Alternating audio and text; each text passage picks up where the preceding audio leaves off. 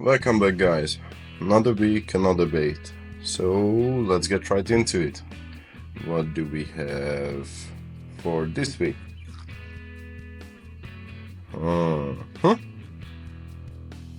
Well, this is interesting.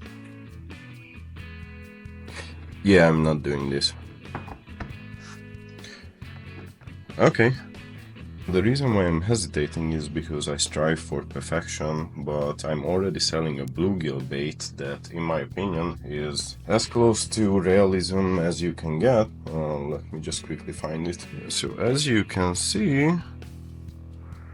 this is pretty much perfect when we are talking about shape. So I'm not claiming that this is the bait with the best action, but as far as we are talking about shape, this is as close to realism as you can get. So I'm not gonna bother making one out of wood. Today, we're gonna paint this. My usual bluegill pattern looks something like this, which is something that I'm really proud of, but today we are trying to do something else. We will try to paint this as realistic as possible, and I'm talking about every single scale to the correct shade, to the correct color. We're gonna take care of those areas in between the scales and everything. This is gonna be challenging, and this is gonna require something that I never even tried. So bear with me if I fuck it up, but this is gonna be interesting. Let's start painting. Before that, I need to clean up my workspace because... oh yeah. Do you guys even know what this is? Yeah. This is actually what it looks like. It's a xenomorph head. Isn't it awesome? I designed this together with a really awesome guy. You can find him under the name of Lazybait on Instagram. We designed this bait as a crank head, or I don't even know what you would call it, but basically this is an attachment to your soft plastic baits. So plastic baits go here, and basically you can convert your sinking senkos, worms, whatever, to a crankbait. And as you can see, this is a crankbait with style. Damn, this came out awesome. Yeah, the guy is just a genius in mold making. God damn it. This is ridiculously cool. If you're ever looking for some molds, Lazybait is your guy. And this just looks so goddamn clean. Man, this is perfect. Anyway, back to painting a bluegill. So let's just cut to the chase. I'm not gonna share the plan with you guys prematurely, because, you know, if it doesn't work out, then I'm gonna delete this video and you guys won't see this. But since you are watching this, it actually worked out. So let's just identify the color of the scales. And I mean the meaty part of the scales. As you can see on the bottom, we have these golden brownish... actually, it's called the golden sunset. Yeah, this is a perfect match. Now, in the belly, we have something much lighter. Maybe this mixed together with light pink or something like that. I'm just gonna make this up as we go. Now, closer to the midline, we see something more goldish. Back here, I think this is just darker because of the shadows, but this looks golden to me, with some patches of golden sunset and maybe even copper. And on the top we have black scales, and the head Cali green. I think this is Cali green or arbor green, something vivid and dark. And I don't care about the stripes right now, that will be a finishing touch. On the face we have this really light turquoise color, and we don't care about these golden patches here, or the black ear, or the green meaty chunk here. We will deal with that later, so let's just go ahead with the golden sunset. As I said, Here are the base colors: golden sunset, some pure gold, some antique copper, the camel pink, some black. For the face I'm not going turquoise because that's a bit wild. It's much closer to this but a bit darker, so I'm just gonna mix it out from blue sapphire and ice blue metallic paint. So we got the golden sunset, we got the bait all cleaned up, and we're just gonna solid spray these areas now. Just trust me, this will work out. And if you're wondering, yeah, I'm watching Age of Empires too. Yeah, go ahead, judge me. You guys are watching a guy paint bait, so...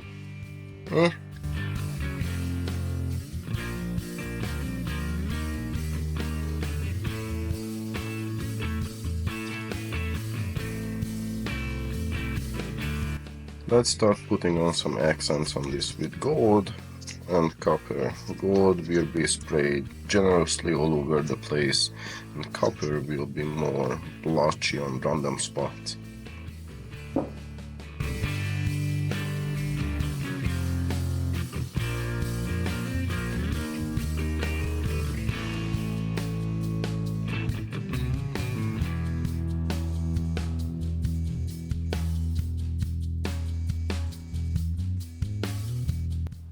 Now for the belly. Use this cameo pink and let's just use the copper again. Mix these two together because this is actually like a really dark, dirtyish pink in the middle of the scales. So let's just go ahead with this. I'm not sure how this is gonna pan out, but oh yeah, we got the, let's call this the rancid chicken. Yeah, that's nice.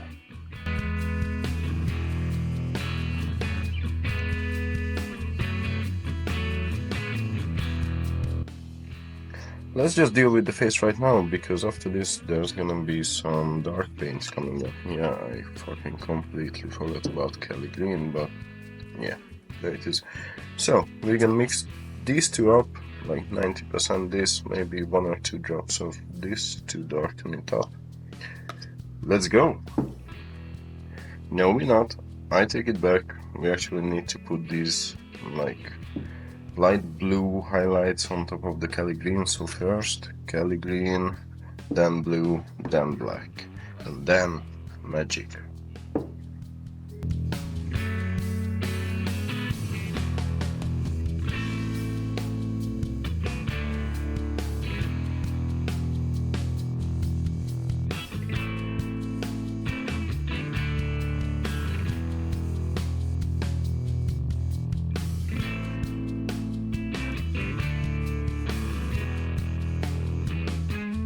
Hell yeah, we got the face color mixed up.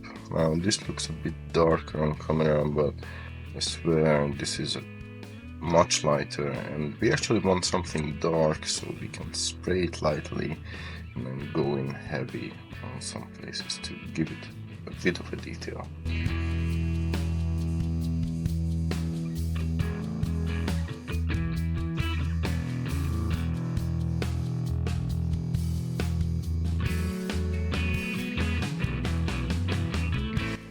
Now this is a really subtle technique, but this is actually what I wanted to achieve with this blue. I intentionally made this really watery, so when I spray it, I don't even know how to phrase this, but it leaves these weird puddles, just like with the green here at the edges, so it makes a really sharp transition, and this is what we want to achieve with this blue, a sharp transition from blue to green. Yeah, this will absolutely be perfect. Okay, so now we just need to address the fins, and the fins will actually be a slightly darker golden sunset. Oh yeah, fuck, and the black up here. Well, the golden sunset, slightly darker golden sunset, so golden sunset plus black, and then pure black up here.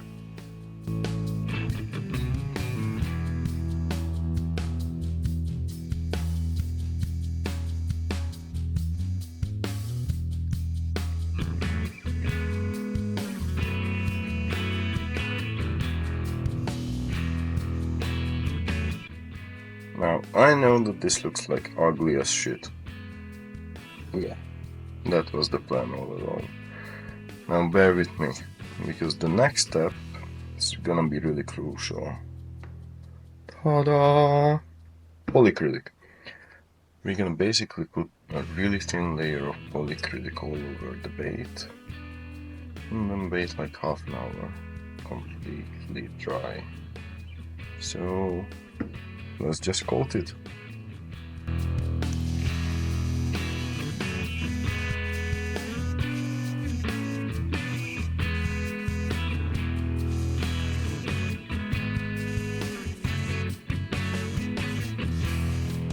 We're back. The polyacrylic has dried. As you can see, it created this really nice thin layer. All the scales are clearly showing. And now we're gonna do something that might confuse you guys for a bit, but just bear with me. This is gonna be magical. So we're gonna paint all over this shit. We're gonna basically paint the colors that correspond to the in-between areas. So between the scales. Now, as you can see, between the scales this is a lot lighter, so there's these pink colors. I'm gonna mix it out from these two. These light yellow colors, these lighter greenish pinkish colors. Yeah, we're gonna address this now.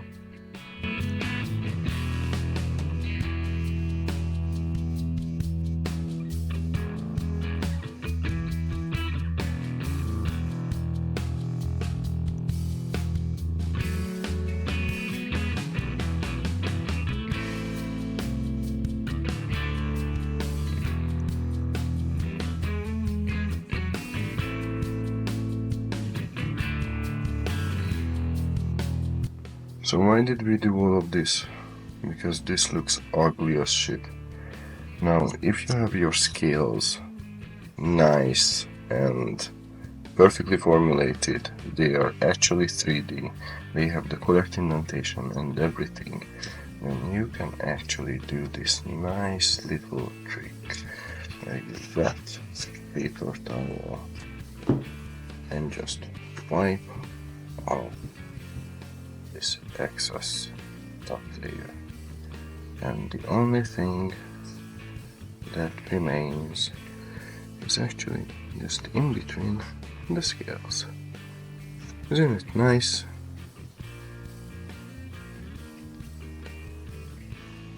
Well, yeah, I think the camera picks it up perfectly. You see how what we painted on top actually only remained in between the scales? Yeah, this is awesome. Now the only thing we need is to put in the stripes, and as this still doesn't look like a bluegill, we need to darken up the top and lighten the bottom a bit, and then pull the whole thing together. So that's the only thing we need to do. Now the stripes on the bluegill are kinda in between green and brown, so we can just mix it up and lighten it up a bit if it gets too dark, but that's the plan.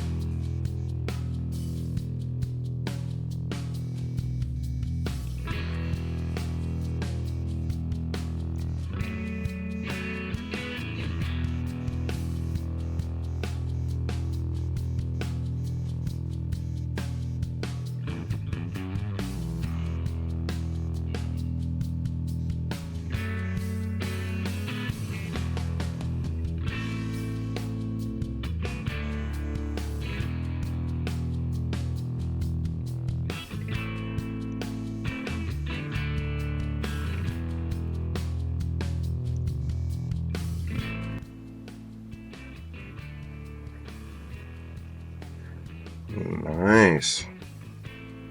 This turned out just as I wanted. This is ridiculously awesome. Some nice spring summer color, bluegills. Perfect. Now some eyes and some clear coat and we are done. Drum roll please. Hell yeah. This thing came out to be awesome. Yeah, it has everything that I wanted to do on it. I'm gonna use this technique more and more. I know that it's a pain in the ass, but it's worth it. Yeah, this thing is ridiculously cool. As you would have guessed, I have a ton of these in my personal tackle box, so I decided to do the nice thing and give this away. So, what do you need to do to enter? Just subscribe to our YouTube channel and head over to our Instagram to find out the details on how you can enter if you want to win this nice little bait. So as always, thank you guys for watching this video. I hope you had a good time. I sure did. And I hope to see you all soon. Bye.